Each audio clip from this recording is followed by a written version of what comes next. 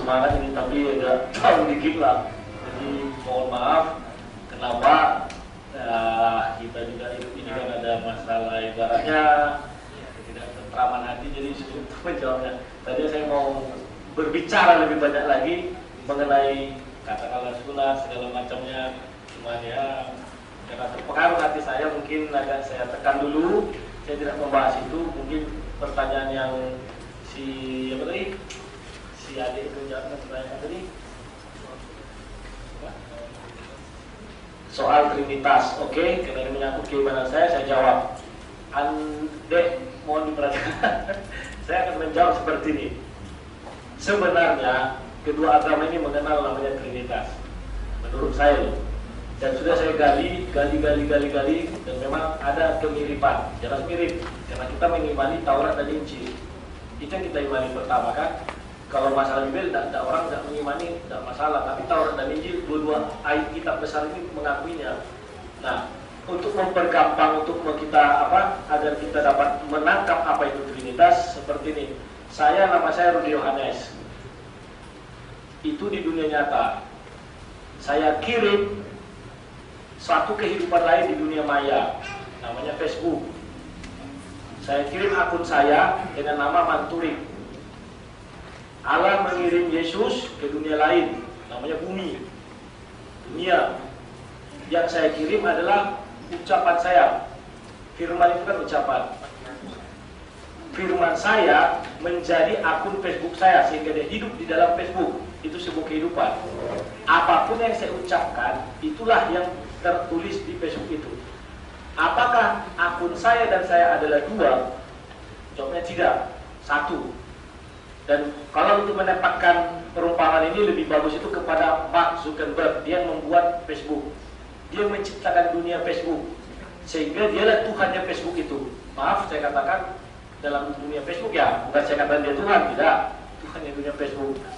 Sehingga si Mark membuat beberapa peraturan, itulah firmannya. Ketika dia lihat, saya harus masuk di dalamnya. Dia kirim firmannya, itulah dibuatnya sebuah akun. Mungkin ini bagi yang mengerti Facebook itu apa, mungkin sampai situ aja. Dan kalau kita kembali kepada keimanan saya dari Bible, mari kita lihat sebentar. Saya langsung aja kepada, kalau saya buka Yohanes 10 ayat 30, semua kan sudah mengetahui bahwa aku dan Bapa adalah satu. Itu sebuah tulisan yang memang sulit untuk disanggah. Tapi orang tidak akan percaya siapa yang menulis tersebut. Nah, saya sekarang mengambil ke Wahyu. Dan apabila saya juga membawa Yohanes 1 ayat 1 sampai 3, juga akan muncul pertanyaan. Kalau Pak Moko Ginta bilang dia tidak ditulis merah atau hitam atau warna-warni, tapi saya tidak percaya, namanya para pakar itu. Demikian juga kaum muslim tidak percaya sama Salman Rushdie. Kemarin kami sebenarnya sudah pernah dialog, mungkin Pak Moko Ginta namanya di Facebook ini Yudas Iskariot. Saya sudah bilang, jika Anda percaya sama itu, maka saya akan percaya sama Salman Rushdie. Tidak kan? Kita tidak bisa percaya. Kita hanya percaya kepada kitab kita aja masing-masing. Pakar itu apapun bisa dibilang dia. Oke, sekarang saya masuk ke Wahyu 22. Sebelum saya masuk ke Wahyu 1 ayat 18. Saya 1 ayat 8. Sorry. Di sini dikatakan Allah itu berfirman bahwa akulah Alfa dan Omega. Nah, ini cepatnya aja lah, karena ini agak ya. Nah, aku adalah Alfa dan Omega, firman Tuhan Allah yang ada dan yang sudah ada dan yang akan datang. Nah, itu setelah itu mari kita lihat di Wahyu sebentar 22 ayat 13. Yesus mengatakan hal yang sama, ayat 13 ya. Nah, ini 13. Aku adalah Alfa dan Omega. Sebentar. Ini yang pertama dan yang terkemudian, yang awal dan yang terakhir. Mungkin itu saja yang bisa saya ungkapkan. Berarti dua perkataan, satu dari Allah, satu dari Yesus. Ya, sebenarnya mungkin kalau kita suasananya agak enak, bisa saya buktikan beberapa ayat Al-Quran mengatakan apa itu Allah, apa itu firman Allah, apa itu Roh Kudus. roh ditiupkan Allah. Artinya, maaf, menurut pemikiran saya di Alkitab itu kan roh ditiupkan Allah. Sesudah itu roh firman. Firman itu berarti ucapan Allah juga tinggal dalam Allah, ditiup dari mulut, berarti tinggal dalam diri Allah. Mungkin itu yang bisa saya pahami. Menurut keyakinan saya kan ada juga di situ dua Adam dan Hawa. Kejadian 1 ayat 26, baiklah kita menjadikan manusia serupa dan segambar dengan kita. Artinya manusia yang mengadopsi sifat Allah, bukan Allah yang mengadopsi sifat manusia. Sehingga kalau kita mengatakan Allah itu berbicara bukan karena manusia berbicara, maka Allah berbicara. Tidak, manusia mengambil sifat Allah. Karena di Kejadian 1 ayat 26 dikatakan, baiklah kita jadikan manusia serupa dan segambar dengan kita. Mungkin itu saya tidak perkembangkan lagi. Satu-satu mungkin ada suasana yang agak gitu, mungkin bisa. Pertanyaan berikutnya dari sebentar dari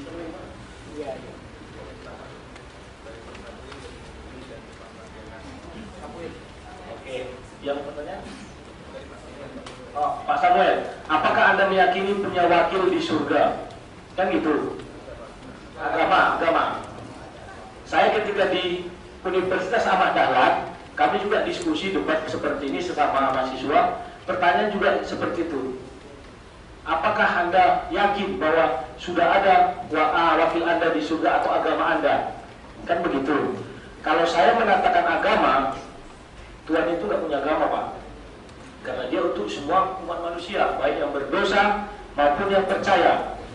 Itulah kehadiran dia, Allah. Tapi kalau wakil, kami yakin kami punya wakil, dan itu sudah diimani bukan hanya oleh Alkitab bahwa Yesus sudah naik ke surga. Di dalam dua kitab yang kita imani bahwa Yesus itu sudah ditarik Allah, diangkat gitulah. Kalau di Kristen dulu di sebelah kanan Allah Bapa yang Maha Kuasa.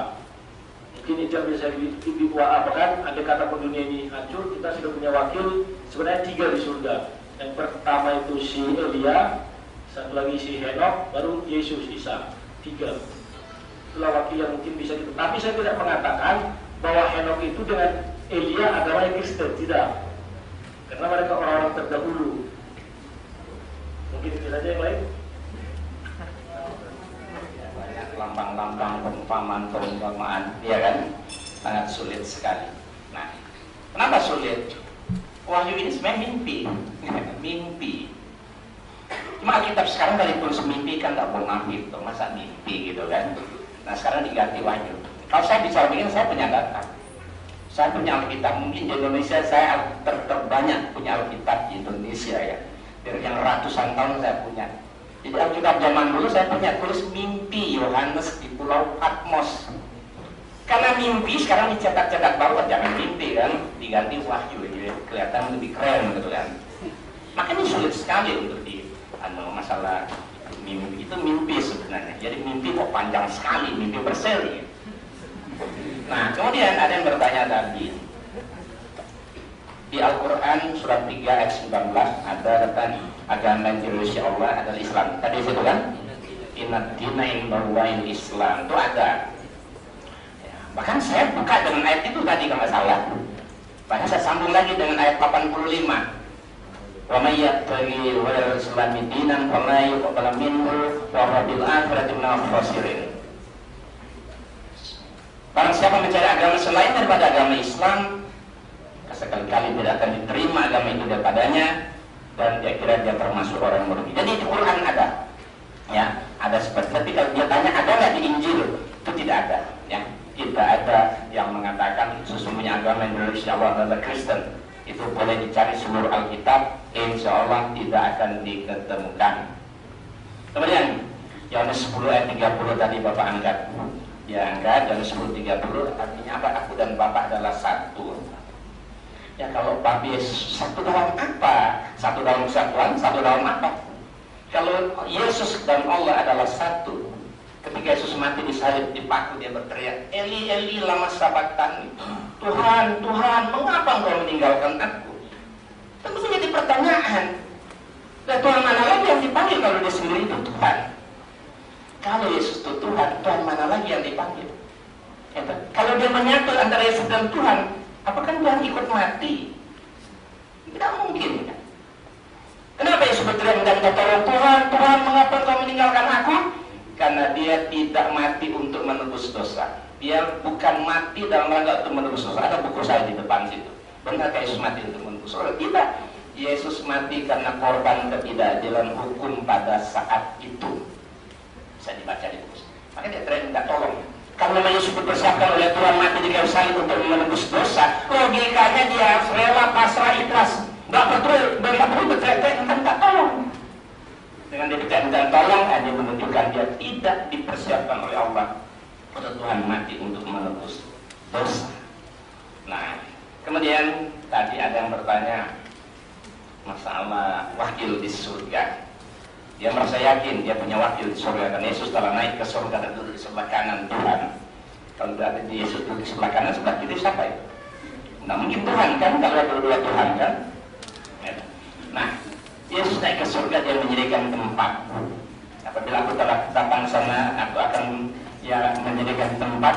Dan setelah apabila aku kembali ke bumi, aku akan mengantar kamu ke tempat, ke rumah yang telah kusediakan kepadamu. Itu ayatnya di situ di Injil. Nah, terus apakah sudah ada jaminan masuk surga? Ya, masuk surga itu hak Allah. Kita tidak bisa memastikan saya pasti masuk surga. Itu tergantung. Tergantung amal perbuatan kita. Banyak ayat Quran masuk surga, tapi syaratnya harus beriman dan beramal soleh kan. Baru bisa masuk surga. Begitu jadi Kristen, memang asal percaya kepada Yesus dijamin pasti masuk surga. Oh, nggak bisa. Banyak orang Kristen berpendapat begitu. Asal percaya kepada Yesus, ya, sebagai Tuhan dan Juru Selamat dijamin pasti masuk surga. Itu satu kekeliruan. Orang masuk surga itu kata Yesus dalam Matius 7 ayat 21, bukan setiap orang yang berseru kepadaku Tuhan, Tuhan, Tuhan yang akan masuk ke dalam kerajaan surga kata Yesus, melainkan mereka yang melakukan menurut kehendak Bapa di surga. Ya kan? Ya. Dan kita Pak itu makanya iya, karena saya untuk menjawab itu. Bapak surga itu. Iya. Jadi yang masuk surga orang yang melakukan menurut kehendak Bapakku di surga, yaitu menurut kehendak Allah. Ya, bukan asal percaya. Kalau asal percaya, semua orang Islam percaya kepada Nabi Isa. Ya kan? Kami percaya. Nggak sempurna orang Islam kalau percaya kepada Nabi Isa itu. Tapi yang menurut Yesus itu orang yang melakukan menurut kehendak Bapakku yang di surga, yaitu Allah Subhanahu wa taala. Nah, sekarang menjadi pertanyaan, apakah umat Kristiani sudah melakukan menurut kehendak Bapakku di surga? Nah, itu. Makanya ada satu tema yang perlu dibahas, ya kan? Itu. Apakah dalam jalan keselamatan atau konsep keselamatan menurut Alkitab seperti apa? Itu perlu ada tema khusus. Apakah hanya percaya begitu masuk surga? Enak banget. Kalau semua orang dijamin pasti masuk surga, ditebus oleh Yesus, nggak ada artinya kita berbuat baik, beramal soleh selama hidup di dunia. Kalau ternyata semua masuk surga. Jadi masuk surga tergantung amal perbuatan selama dia hidup di dunia. Ya, kalian tidak walaupun dia percaya sama Yesus, tapi dia tidak pernah melakukan kehendak Bapaknya Yesus, percuma. Dia tidak akan mungkin selamat. Contoh, Yesus sunat. Lukas 2 ayat 21. Kenapa Yesus sunat? Karena dia melakukan perintah Allah dalam kitab Kejadian 17 ayat 9 sampai 14. Bahkan diancam orang tidak berkhitan, ancaman hukuman mati kan? Ya kan? Ya, Kejadian 17 ayat 14, orang tidak berkhitan, ancaman hukuman mati. Yesus hitam. Tapi kenapa orang itu tidak mewajibkan berkhitan? Kenapa? Karena mereka mengikuti perintah Paulus. Paulus mengatakan dalam Galatia 5 ayat 2. Apa kata Paulus? Dengan sombongnya Paulus mengatakan, sesungguhnya aku Paulus berkata kepadamu, jikalau kamu menyelamatkan dirimu, Kristus Yesus tidak berguna bagimu. Orang kalau Kristen bersunat, Yesus tidak berguna. Tidak bersunat, ancaman hukuman mati. Jadi maju kena, mundur kena. Ya kan? Enggak sunat, ancaman hukuman mati. Sunat, Yesus tidak berguna. Tapi anehnya yang mereka amalkan ajaran Paulus dalam 1 Korintus 7. 1 Korintus 7 ayat 18-19. Apa kata Paulus? Jika seorang dipanggil dalam keadaan bersunat, apabila jika seorang dipanggil dalam keadaan bersunat, janganlah ia mau berusaha menyediakan tanda-tanda sunat itu. Dan apabila seorang dipanggil dalam keadaan tidak bersunat, janganlah yang mau bersunat. Sebab bersunat atau tidak bersunat tidak penting, kata Paulus. Yang penting mentaati hukum-hukum Allah. Justru menurut saya, kalau yang penting mentaati hukum-hukum Allah, justru harus sunat.